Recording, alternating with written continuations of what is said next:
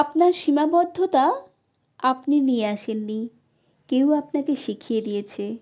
যদি কখনো মনে হয় আপনি কিছু পারেন না কিংবা আপনার কোনো যোগ্যতা নেই, আপনি সুন্দর নন, জেনে রাখুন এই ধারণাগুলো আপনার সঙ্গে জন্মায়নি।